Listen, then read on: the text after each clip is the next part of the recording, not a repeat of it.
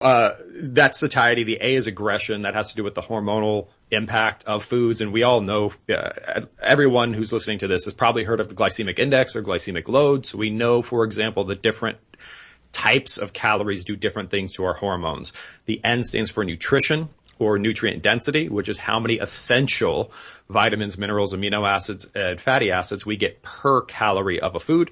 And the E is efficiency, or how efficiently or easily our body can use the calorie as energy. For example, protein is not an energy source. Your body cannot burn protein for energy. It cannot.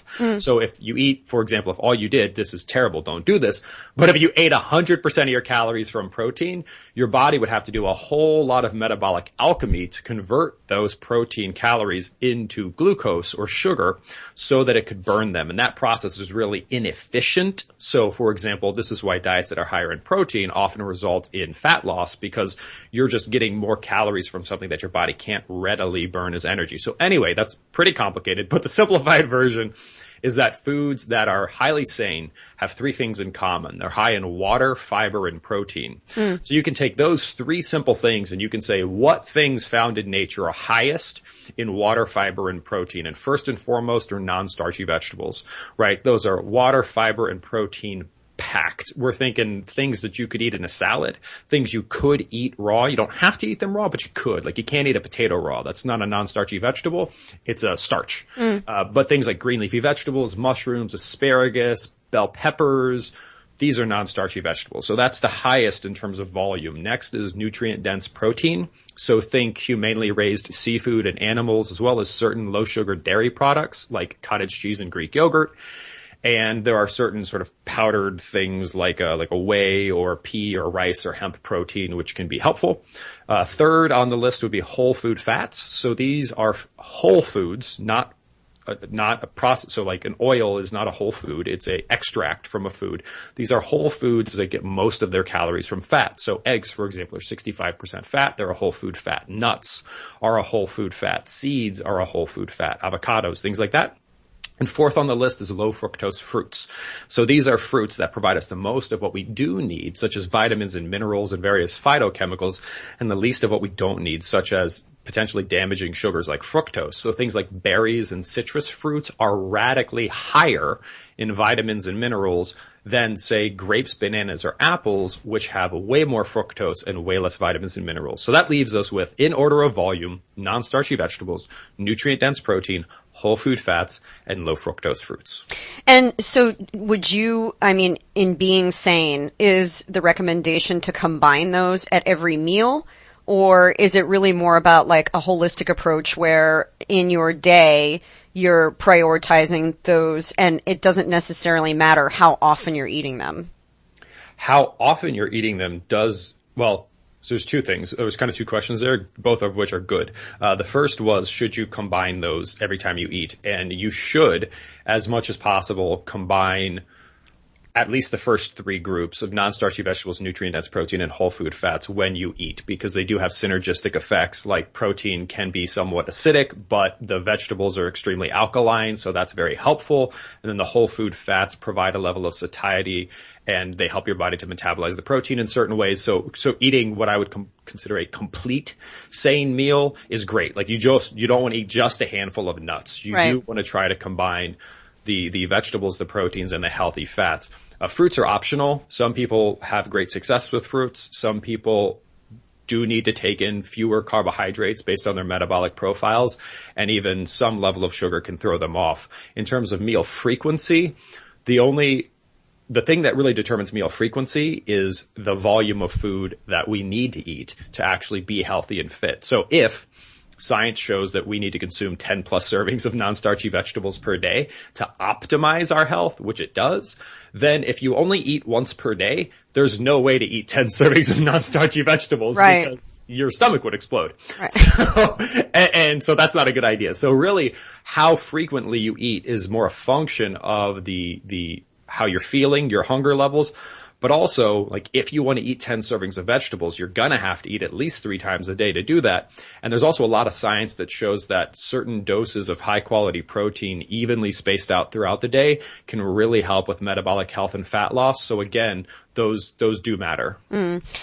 We could talk all day. You are just such a wealth of knowledge, and we'd love to have you back. But, I'm just going to ask you one more question, and then I want to find out a personal thing, if you don't mind. There's a lot of stuff out there, and people hear all kinds of things. If you were to suggest to somebody, really, they don't know where to start. I mean, and it's confusing. Where do they begin to start really dialing in their food so that they are eating sane? What is the one thing that you would suggest that they start with? Maybe it's kind of overwhelming to think, well, how am I going to get all of these things into a meal? What's the one thing they can do? Eat radically more non-starchy vegetables and stop counting calories. That's two things, but I need you to replace thinking about calories with thinking about non-starchy vegetables. So if you want to count anything, count the number of servings of green leafy vegetables that you're eating, and every week commit to increasing that by 1 until you get to double digits. I love that. And that's a super simple thing that people can do right now. Okay, the personal question, your favorite clean meal. What is the meal that you go to that is like your love language, your comfort place, but that's clean? The nutrient-dense protein would be salmon. I absolutely love salmon. And I love sautéed, let's call them firmer green vegetables. So something like a kale or a collard greens. So, and then I would have a sane dessert, which is generally something that's where I'm going to get my whole food fats. So that's going to be made with coconut. It's going to be made with cocoa, maybe have some macadamia nuts in there, and then some sane sweeteners. And that would be my vegetables, my proteins, and my fats in a very delicious fashion. I like how you slip dessert in there too. And for everybody, you can get so many ideas on how to eat clean on our website at eatcleaner.com. And I want to just give Jonathan's book a plug because, you have taught me so much through the calorie myth, and maybe you can just tell people where they can find your book. Yeah, the book is available anywhere that books are sold. But if you want to get started just like right now, today, my number one recommendation would be go over to sanesolution.com. Again, that's sane, S-A-N-E, solution.com, because by the time this airs, we're actually going to have not only a free 6-step blueprint available for you, but also some food lists and other great free resources that you can download. That's fantastic. And we'll have that link in our show notes too. Jonathan, you are always a pleasure to speak to. Love to have you back, but thank you for sharing your knowledge and being so passionate. You are truly a wellness warrior. Thank you. Thank you so much for having me. Check out our show notes for all the details and a chance to marinate on everything we covered in this episode. And if you found it of value, it would be the biggest compliment if you could share this episode with your friends and followers on Twitter, Facebook, or wherever you get your social media on. And you can consider that our virtual tip jar. I just want to thank our sponsors who make this show happen.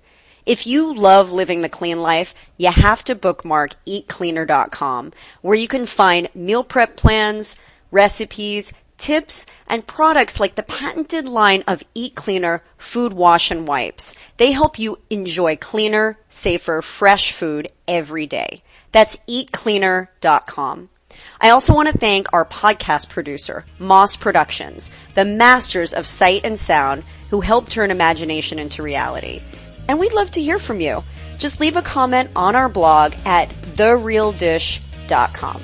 Until next time, I'm Chef Maria, the Fit Foodie. Stay tuned for the next episode when we'll dish up more good food for thought. Ciao for now.